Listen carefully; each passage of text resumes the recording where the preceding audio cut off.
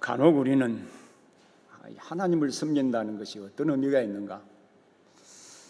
매주일 예배에 참여하고 또 교회에 봉사하고 하나님 말씀 순종하는 것이 어떤 의미가 있는가? 이런 질문을 던지곤 합니다. 특히 고통스러운 문제와 마주했을 때 더욱 그러한 질문들이 우리 안에 생겨나곤 합니다. 생겨나는 것이 정상입니다.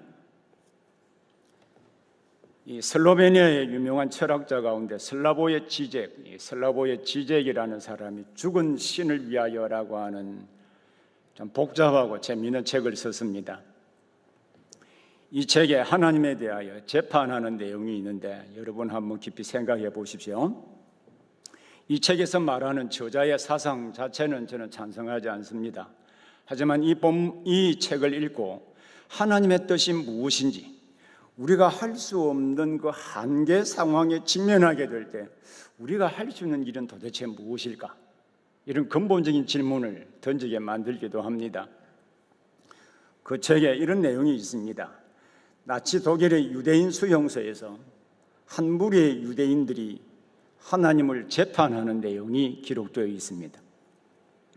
수용소 안에서 유대 랍비의 인도로 그들이 섬기는 하나님이 전능하시다면 지금 그들이 당하는 그 치명적인 고통을 막을 수 있었을 것이고, 만약에 막을 수 없었다면 무능하다고 보아야 한다라고 했습니다. 만약에 그 시련을 막을 수 있었음에도 막지 않고 구경만 하고 계셨다면 그 하나님은 괴물일 수밖에 없고, 만약에 막을 수 있는 능력이 없었다면 무능하고 아무것도 할 수 없는 죽은 신이라고 하는 그 논쟁을 하였습니다. 그 긴 법적인 논쟁에서, 수용소 법정에서 내린 판결은 무엇이었을까요? 그 판결은 하나님께 사형을 언도했습니다. 그리고 그 재판을 주재한 랍비는 그날 저녁기도 시간이 되었음을 태연하게 알립니다. 이것은 무엇을 의미하는 것일까요? 하나님께 사형을 언도하고 저녁기도 시간에 무엇이라고 하나님께 기도했을까요?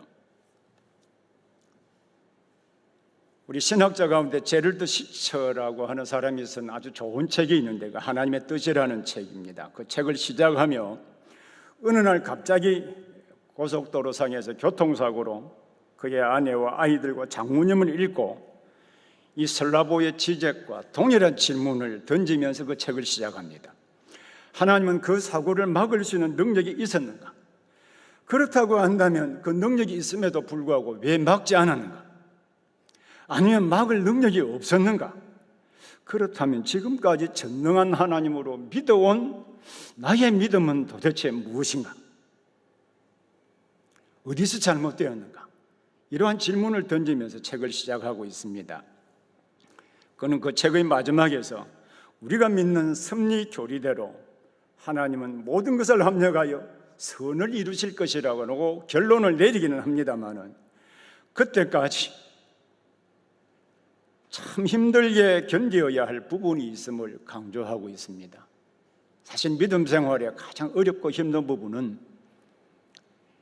하나님이 어떤 결말을 주실는지 그 과정에 견뎌낸다고 하는 거기에 있습니다. 이 코로나19로 말미암아 경제적인 압박을 받기도 하고 답답한 시간을 보내기도 합니다. 또 이와 연관된 것은 아니라 할지라도 원치 않는 질병으로 고통받는 그 성도들을 지켜보면서 기도할 수밖에 없다는 사실도 역시 알고 있습니다.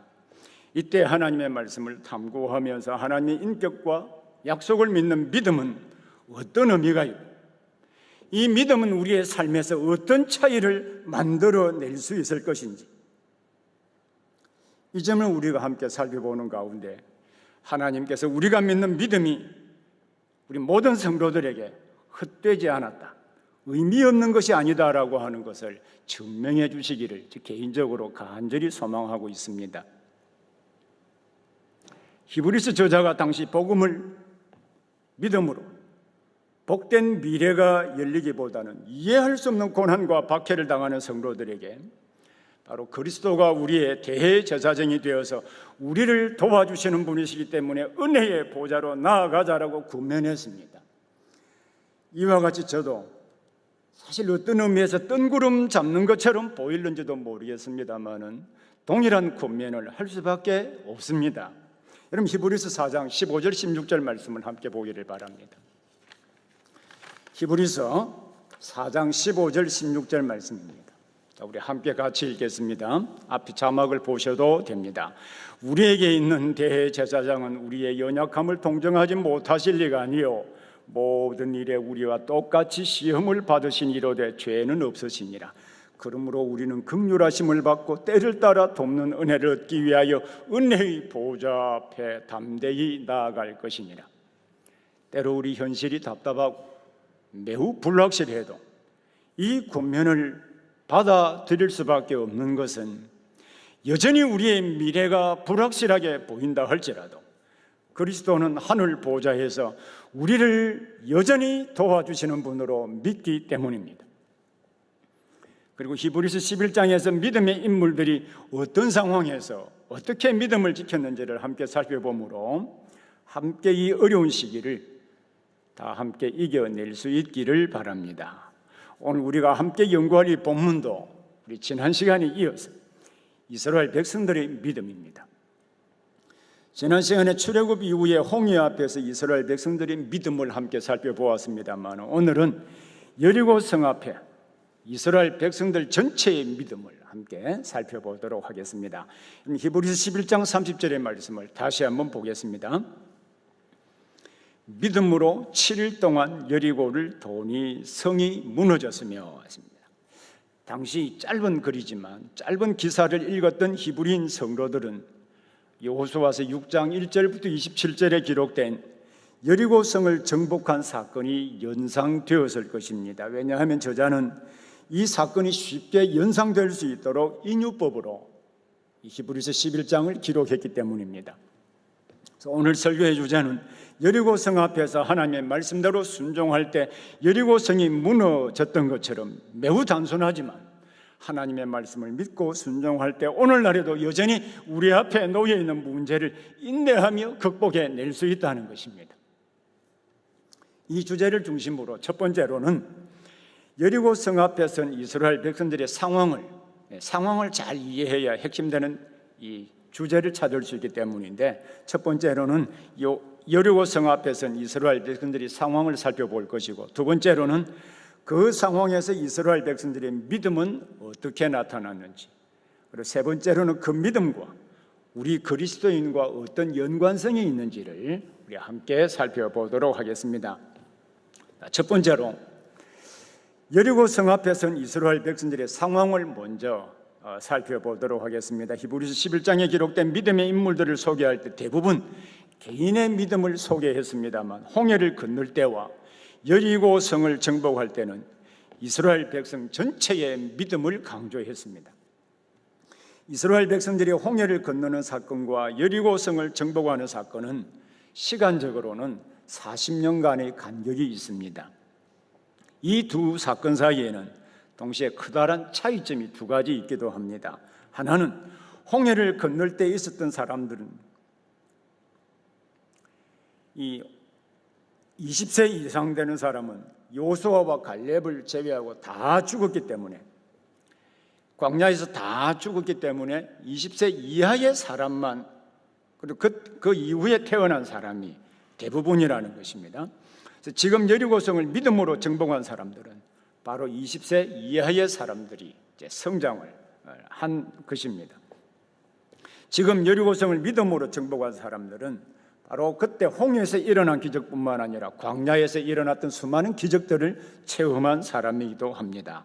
그리고 또 하나는 이 홍해를 건널 때는 하나님께서 모세를 통하여서 홍해가 갈라지는 큰 기적을 행하시고 믿음을 주셔서 건너게 하셨습니다마는 여리고성을 정복할 때는 이미 하나님께서 주신 믿음을 활용하여서 성을 정복했다는 것입니다. 그래서 우리는 우리의 신앙생활에 있어서 처음부터 끝까지 온전히 믿음으로 된다고 하는 사실을 역시 이 사건을 통해서도 배울 수 있습니다. 믿음이 없이는 하나님의 능력을 절대로 경험할 수 없기 때문입니다. 이스라엘 백성들이 믿음으로 여리고성을 정복하는 내용은 여호수아 6장에 자세하게 기록이 되어 있습니다. 여리고성에 대하여 여호수아 6장 1절에 보면 이스라엘 자손들로 말미암아 여리고는 굳게 닫혔고 출입하는 자가 없더라라고 하였습니다. 이것은 여리고의 성문이 굳게 잠겨 있다고 하는 것을 시사하고 있지요.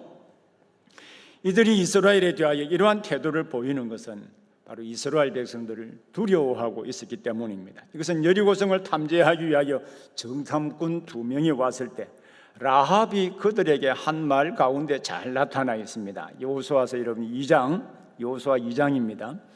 2장 9절부터 10절의 말씀을 한번 보겠습니다. 다 같이 함께 읽겠습니다. 말하되 여호와께서 이 땅을 너에게 주신 줄을 내가 아노라.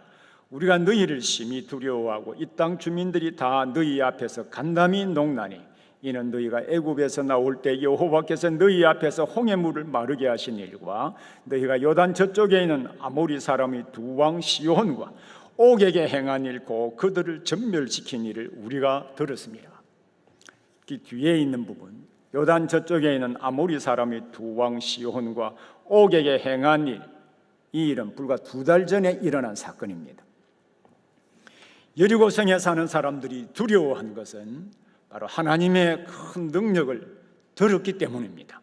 라합의 말을 볼 때 여리고성에 사는 사람들이 성문을 굳게 닫고 출입하는 사람이 없는 것은 바로 이스라엘 백성들 때문이라고 하는 것을 알 수가 있습니다. 더 정확하게 표현하면 이스라엘 백성들과 함께 하시는 하나님으로 말미암아 여리고 성문을 굳게 닫았다라고 하는 것을 알 수 있습니다. 이 여리고성은 38년 전에, 여리고성을 점령하기 38년 전에 이스라엘의 12 정탐꾼들이 보고 겁을 먹었던 성들 가운데 하나이기도 합니다. 민수기 13장 28절에 보면 그러나 그 땅 거주민은 강하고 성읍은 견고하고 심히 클 뿐 아니라 거기서 안악자손, 즉 거인족들을 보았으며 라고 기록을 하고 있습니다. 당시 그들의 눈에 그 성들은 견고하고 거기에 사는 사람들이 강하게 보여서 그들의 힘으로는 도무지 그 성을 정복할 수 없는 것처럼 보였습니다. 참고적으로 우리 구약시대의 여리고, 구약시대의 여리고와 신약시대의 여리고는 위치적으로 차이가 있습니다. 신약시대의 여리고는 구약시대의 여리고보다 앞에 보이는 그 지도에 빨간 점 있죠. 저기 여리고입니다. 저게 구약시대의 여리고입니다. 이스라엘 백성들이 진을 쳤던 곳이 밑에 길갈입니다. 그리고 12명의 정탐꾼을 파송했던 데가 오른쪽에 보이는 시딤입니다. 시딤에서 정탐꾼을 파송하고 길갈에서 진을 치고 여리고, 저 여리고가 구약시대의 여리고인데요. 신약시대 여리고는 저 위치보다도 1.6km 밑으로 떨어져 사해 쪽에 가까이 붙어 있습니다. 신약시대 여리고와 구약시대 여리고는 차이가 있습니다. 특히 구약시대 여리고는 지금의 텔레스 술탄인데 해발 약 244m입니다. 다시 잘 들으십시오. 해발 244m입니다. 그러나 신약시대의 여리고는 해발 244가 아니라 그 반대로 해하 250m. 왜냐하면 염해 쪽에 가까이 있거든요. 염해는 지구상에서 가장 낮은 해하 400m에 450 그 사이에 위치해 있거든요. 이 신약시대 여리고는 해하 250m 정도로 헤롯에 의해서 건축된 도시입니다. 구약시대의 여리고는 요단강 서쪽에 위치해 있는 도시였습니다. 이 도시는 요새화된 도시로서 동쪽에서 팔레스타인 중심부로 들어가는 위치에 있었기 때문에 전략적으로 매우 중요한 위치를 이 여리고가 차지하고 있었습니다. 오늘날 발굴된 고고학적인 자료들을 통하여서 여리고에 대하여 많은 정보를 제공해 주고 있기도 합니다. 주전 1400년경에 이스라엘 백성들에 의해 성이 함락되었습니다마는 이 고고학자들에 의해서 이 성은 주전 약 8000년경 전부터 주전 1200년까지 이 자료들을 쭉 발굴해 내었습니다. 이 성에 대해 고고학자들이 많이 연구했습니다만 그들이 남아있는 고고학적인 자료들을 볼 때 여리고는 팔레스타인에서 가장 오래된 도시 가운데 하나였고, 그리고 옹벽 위에 진흙을 구워서 벽돌로 지은 토성이었음을 알게 해 주었습니다. 우리 참고적으로 중국의 만리장성을 가보신 분들 알겠습니다. 만리장성도 진흙을 구운 벽돌로 만리장성을 쌓았습니다. 동일한 재질을 사용했다는 뜻입니다. 그리고 여리고는 물이 풍부하고 종려나무가 무성한 도시이기도 했습니다. 이 성의 크기는 길이가 약 365m입니다. 그리 크지는 않죠. 길이가 약 365m이고 폭이 약 183m, 높이가 약 20m 정도 되는 크기였기 때문에 거대한 성은 아니었다 할지라도 당시에는 견고한 성이었습니다. 위치적으로 이 성은 가나안에서 아주 중요한 전략적인 요충지이기도 했습니다. 이것을 잘 알 수 있는 부분이 북왕국 이스라엘의 아합 시대에 이 성을 재건축하려고 하는 노력에서도 잘 볼 수가 있습니다. 우리가 알고 있다시피 여호수아는 여리고성을 정복한 이후에 완전히 파괴되어 돌무덤이 된 여리고를 그냥 방치된 채로 두게 했습니다. 여러분 여호수아서 6장 26절의 말씀을 다시 한번 보기를 바랍니다. 여호수아서 6장 26절입니다. 다 같이 함께 읽겠습니다. 여호수아가 그때에 맹세하게 하여 이르되 누구든지 일어나서 이 여리고성을 건축하는 자는 여호와 앞에서 저주를 받을 것이라. 그 기초를 쌓을 때 그의 맏아들을 잃을 것이요 그 문을 세울 때 그의 막내 아들을 잃으리라 하였더라. 여호수아는 여리고성을 정복한 이후에 만약에 이곳에 성을 다시 세운다면 기초를 놓을 때 장자가 죽임을 당할 것이고, 또 모든 기초를 놓고 건물을 다 짓고 난 뒤에 맨 마지막에 다는 것이 문이죠. 문을 세울 때 막내를 잃을 것이라고 했습니다. 이것은 이스라엘 백성들에게 무너진 여리고의 성터를 그냥 그대로 방치하여 두도록 하려고 하는 것이죠. 하지만 당시 하나님의 말씀을 완전히 무시하고 우상 숭배가 만연했던 이스라엘의 아합 왕 시대에 이 성을 다시 건축하려고 했습니다. 아합이 이 성을 건축하려고 했던 것은 바로 이 성이 전략적으로 매우 중요한 위치를 차지하고 있었기 때문입니다. 성경이나 성경 외에 나타나는 자료를 볼 때 여리고성은 지형적으로나 전략적으로 매우 중요한 도시였고, 또 당시에 성이 있었을 때 매우 견고한 성이었다고 하는 것을 보여주고 있습니다.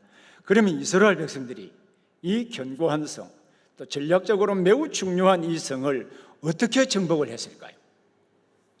두 번째로는 역사적으로 중요한 전략적인 요충지였을 뿐만 아니라 견고한 여리고성을 이스라엘 백성들이 어떻게 정복했는지를 함께 보겠습니다.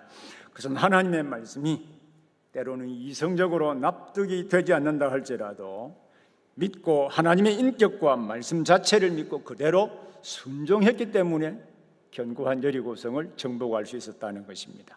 하나님께서 이스라엘 백성들에게 이 성을 주시겠다고 약속하셨습니다. 그리고 그 성을 차지할 수 있는 방법을 구체적으로 하나님께서 가르쳐 주셨습니다. 어떻게 가르쳐 주셨는지 여호수아 6장 3절부터 5절의 말씀을 보기를 바랍니다. 6장 3절부터 5절의 말씀도 우리 함께 읽겠습니다. 너희 모든 군사는 그 성을 둘러 성 주위를 매일 한 번씩 돌되 여세 동안을 그리하라. 제사장 7은 7 양각 나팔을 잡고 언약궤 앞에서 나아갈 것이요 7째 날에는 그 성을 7번 돌며 그 제사장들은 나팔을 불 것이며 제사장들이 양각 나팔을 길게 불어 그 나팔 소리가 너희에게 들릴 때에는 백성은 다 큰 소리로 외쳐 부를 것이라. 그리하면 그 성벽이 무너져 내리리니 백성은 각기 앞으로 올라갈지니라 하시매. 하나님이 지시하신 방법은 인간의 이성과 논리로 볼 때 매우 비합리적인 것처럼 보입니다. 이스라엘 백성들 가운데 일부 병사들이 맨 앞에서 행하고 그 다음에 7 제사장이 나팔을 불게 했습니다. 그 다음에 여호와의 언약궤가 가고 그 다음에 후군 부대가 가게 하였습니다. 이렇게 하루에 한 바퀴씩 여리고성을 여세 동안 돌게 하였습니다. 그리고 백성들은 따로 떨어져 있었습니다.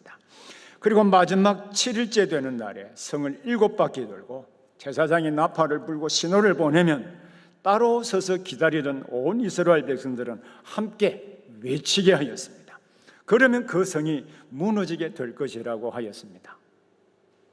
어떻게 이 말씀이 납득이 되시나요? 여호수아는 제사장들과 온 백성들에게 하나님의 약속과 그 약속을 누리는 방법에 대하여 설명하여 그대로 행동으로 옮기고 있음을 그 다음 본문에서 잘 볼 수가 있습니다. 그런데 어떤 일이 일어났을까요? 하나님께서 말씀하신 대로 그 성벽이 무너져 내렸습니다. 이들이 견고한 여리고성을 정복했을 때 특별한 방법이나 기술과 병법을 사용하지 않았습니다. 오직 하나님의 인격과 그가 약속하신 말씀을 믿고 순종한 것이 전부였습니다. 이스라엘 백성들은 하나님의 말씀을 믿고 이스라엘 백성 전체가 하나가 되어서 하나님의 말씀에 순종했습니다. 이스라엘 백성들이 믿음으로 여리고성을 돌므로 말미암아 무너졌다고 기록은 하고 있습니다만 우리 모두 다 어떤 방식으로 여리고성이 무너졌을까 궁금하지 않습니까? 이 성에 대하여 1930년대에 갈스탕이라고 하는 유명한 고고학자가 연구를 했고 1950년대에는 캐슬린 캐년이라고 하는 여성 고고학자가 이 성에 대하여 자세하게 연구했습니다.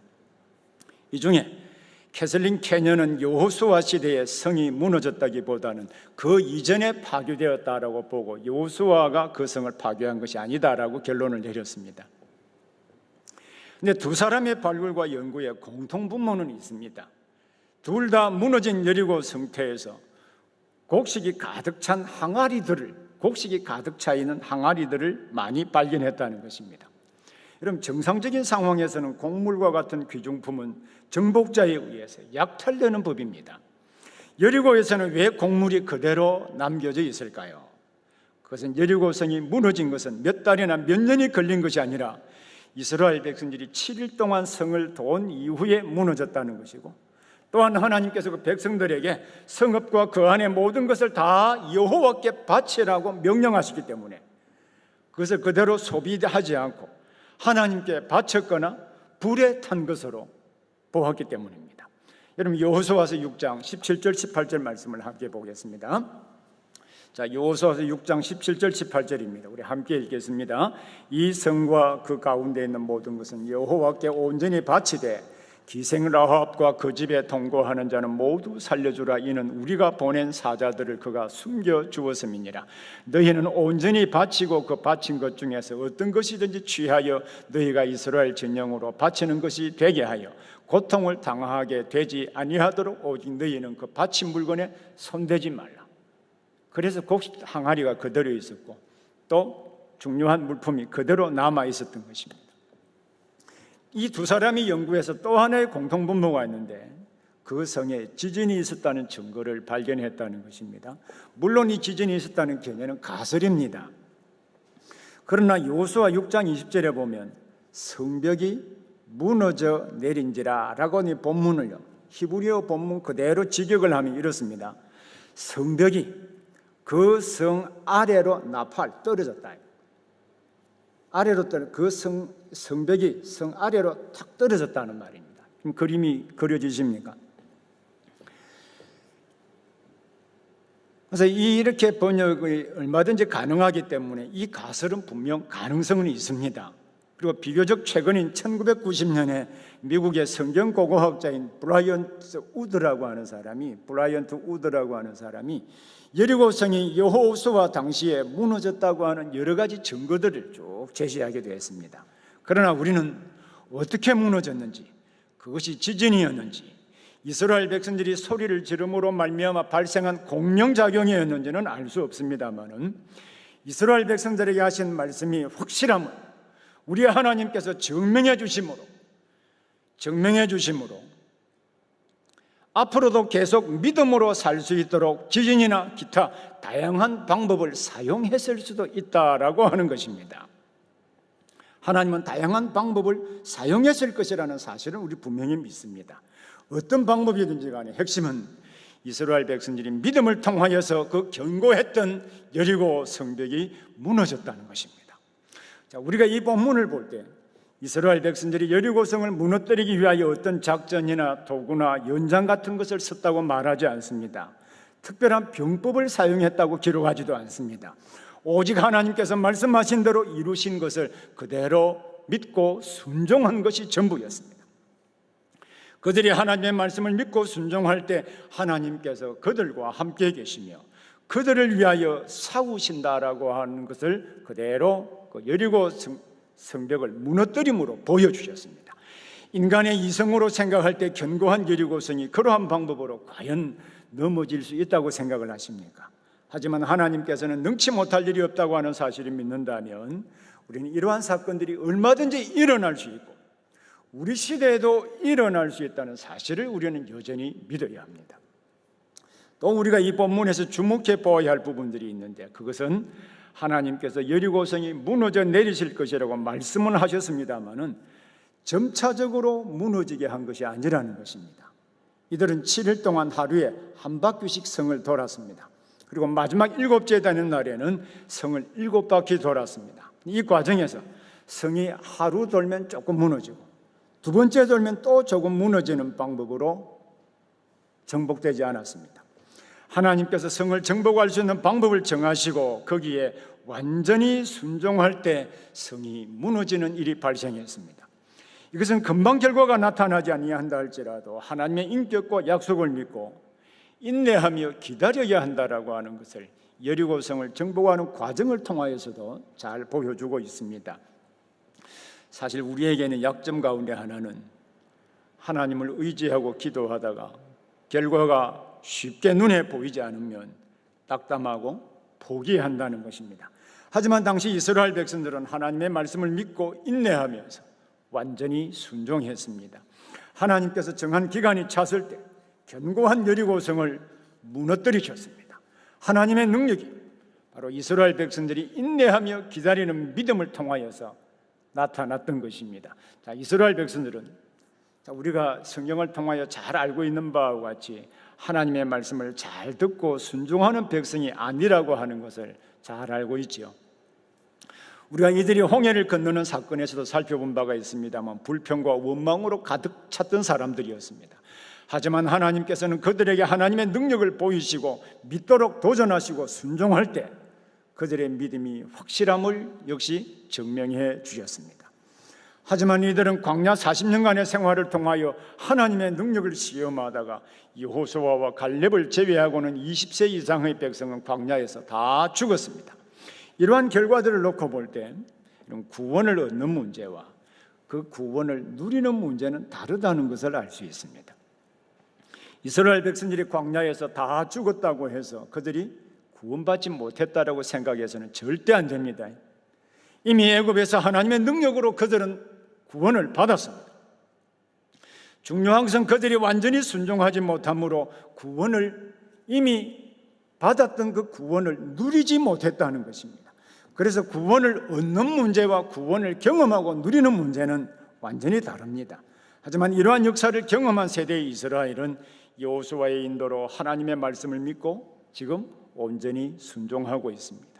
이렇게 이스라엘 백성들이 믿고 순종할 때 하나님께서 아브라함과 이삭과 야곱에게 약속하셨던 그 가나안 땅을 차지할 수가 있었습니다. 그러므로 우리는 여호수아의 인도로 하나님의 말씀을 믿고 인내하면서 순종한 이스라엘 백성들의 믿음을 오늘날에도 배워야 할 필요성이 있는 것입니다. 자, 그럼 세 번째로 가장 중요한 부분이기도 한데 여리고성을 무너뜨린 이스라엘 백성들의 믿음과 오늘 우리 그리스도인들과 어떤 연관성이 있는가라고 하는 점을 함께 살펴보도록 하겠습니다. 그 연관성이 성경에 몇 군데 기록이 되어 있습니다. 먼저 여호수아서 6장 27절의 말씀을 함께 다시 보도록 하겠습니다. 여호수아서 6장 27절 말씀 다시 함께 같이 읽겠습니다.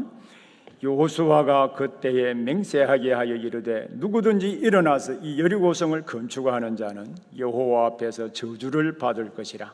그 기초를 쌓을 때 그의 맏아들을 잃을 것이요 그 문을 세울 때 그의 막내 아들을 잃으리라 하였더라. 여호수아가 여리고성을 정복한 이후에 만약에 누구든지 일어나서 성을 건축하는 자가 있다면 그 기초를 쌓을 때 맏아들을 잃을 것이고 성을 다 세우고 난 뒤에 마지막으로 문을 달 때 막내 아들을 잃을 것이라고 저주했습니다. 이 말씀이 의미하는 것은 여리고성이 폐허가 된 채로 그대로 방치하여 두어야 된다는 뜻입니다. 자, 그러면 왜 하나님께서 여호수아의 입을 통하여서 여리고성을 폐허가 된 채로 그대로 방치하게 했을까요? 그것은 무너진 여리고 성터를 보면서 세 가지 중요한 사실을 온 이스라엘 백성들이 계속해서 기억하도록 하기 위함입니다. 첫 번째는 여호와를 섬기지 아니하고 악한 행동을 하면 이 가나안에 사는 여리고처럼 심판하신다고 하는 것을 이 무너진 성터를 통하여서 교훈하기 위함입니다. 두 번째가 참 중요한 부분인데요. 저주를 받아서 무너진 성터를 그대로 두고 방치한 상태로 두고 보면서 여호와 하나님의 말씀을 믿고 순종하면 미래 어느 시점에 또다시 이스라엘 백성들이 어려움에 또는 공경에 빠지게 될 때 하나님께서 큰 능력을 베푸시고 불가능하게 보이는 것을 가능케 하신다고 하는 것을 그 무너진 성터를 통하여서 배우게 하려는 것입니다. 이 의도는 그 당시에만 일어났던 사건이 아니라 앞으로도 그 사건을 계속해서 일으킬 수 있다고 하는 것을 시사해 주는 것입니다. 세 번째로는 여리고가 무너진 역사를 보면서 하나님의 은혜를 잊지 않도록 이스라엘의 전술과 이스라엘의 능력과 이스라엘의 힘으로 여리고를 점령한 것이 아니라 하나님의 은혜로 되었다고 하는 사실을 무너진 성터를 통하여 계속해서 볼 수 있도록 하기 위함입니다. 이스라엘이 가나안을 정복한 것은 군사적인 힘이나 무기의 힘이나 병법이 아니었습니다. 오직 믿음으로 여리고성을 정복했다는 것을 바로 무너진 성벽에 하나님께서 새겨 놓으시기 때문입니다. 이것은 후일에도 여리고성과 같은 장애물과 어렵고 힘든 일이 닥친다 할지라도 하나님을 의지하면 여리고성을 초자연적인 방법으로 무너지게 하셨던 그 하나님의 능력으로 그 시대에도 동일하게 역사하신다는 것입니다.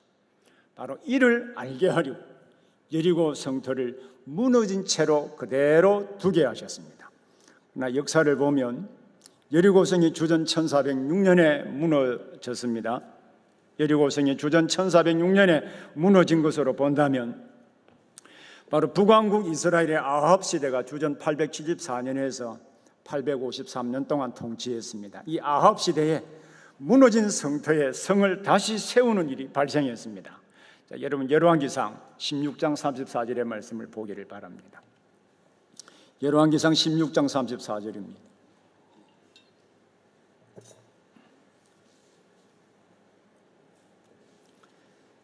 자, 이 말씀을 우리 함께 같이 읽겠습니다. 그 시대에 베델 사람 히엘이 여리고를 건축하였는데 그가 그 터를 쌓을 때 맏아들 아비람을 잃었고 그 성문을 세울 때 막내 아들 스굽을 잃었으니 여호와께서 눈의 아들 여호수아를 통하여 하신 말씀과 같이 되었더라.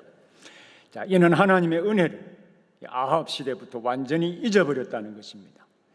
이 이후의 역사를 보면 이스라엘 왕들이 백성들을 고통스럽게 하고 가뭄과 기근으로 고통하고 나라는 큰 혼란 가운데 빠지게 되었습니다.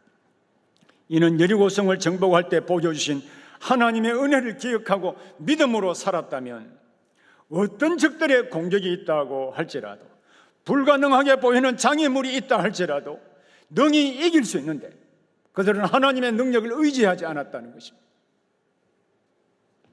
이뿐만 아니라 히브리서 저자가 당시 여러 고통과 박해 가운데 있었던 성도들의 믿음을 격려하기 위해서 바로 히브리서 11장 30절에서 믿음으로 7일 동안 여리고를 도니 성이 무너졌다라고 기술했습니다. 히브리서 저자가 이 편지글을 기록할 당시에 성도들은 이방 종교와 세상의 철학과 로마의 권력에 대항하여 싸우야만 했습니다. 이 과정에서 성도들이 직업을 잃어버리기도 하고 감옥에 갇히기도 하고 심지어 죽음에 처하기도 했습니다.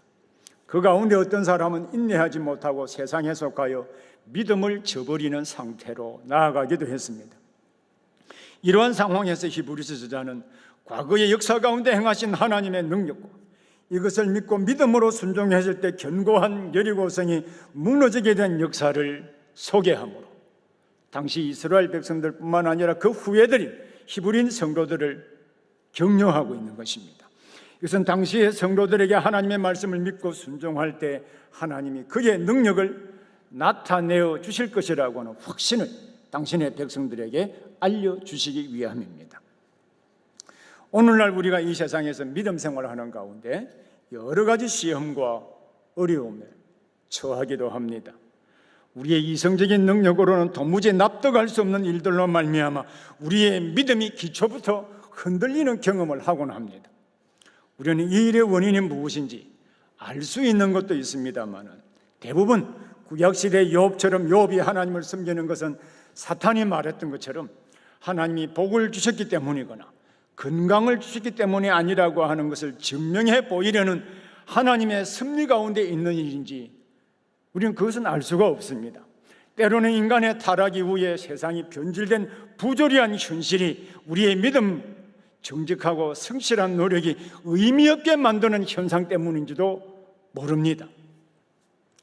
그래도 여리고 성을 주의 능력으로 정복하게 하시고 500년 이상 폐허로 남겨두어서 믿음으로 사는 사람들에게 여리고 성을 무너지게 한 하나님의 능력을 오고 오는 사람들에게 경험하도록 해주셨습니다.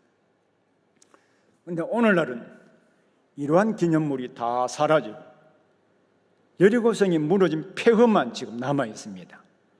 그러나 우리는 이 모든 구속의 사실을 기록한 성경을 가지고 있습니다.